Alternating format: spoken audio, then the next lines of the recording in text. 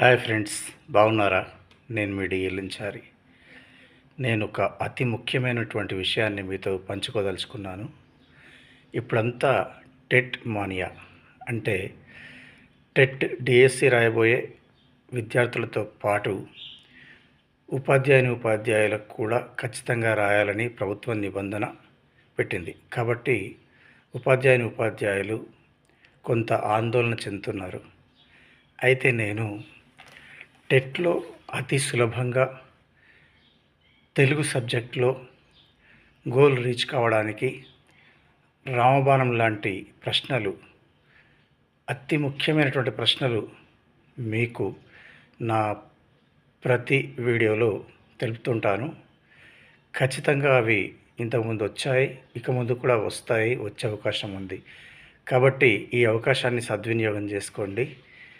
ఇప్పటి నుండి నా యొక్క ప్రతి రీల్ను ఫాలో కండి, సబ్స్క్రైబ్ చేయండి. వెరీ ఇంపార్టెంట్ తెలుగు ప్రశ్నలు, సమాధానాలు బిట్స్ రూపంలో మీకు తెలియజేస్తుంటాను. ధన్యవాదాలు. ఇక ఈరోజు మొదలెడదామా?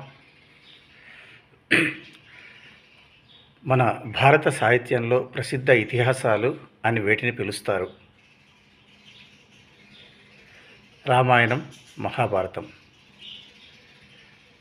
మహాభారతాన్ని సంస్కృతంలో ఏ పేరుతో వేదవ్యాసుడు రచించారు?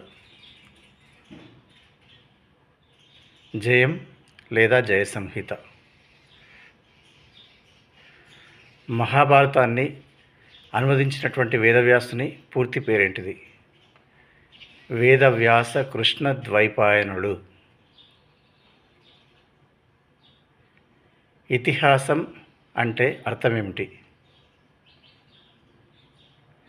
ఇతిహాసం అంటే ఇది ఇలా జరిగింది అని చెప్పబడినది. మహాభారతాన్ని తెలుగులోకి అనువదించిన ముగ్గురు కవులు ఎవరు? నన్నయ, తిక్కన, ఎర్రన.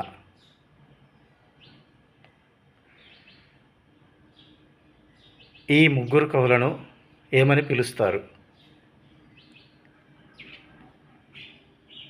కవిత్రయం.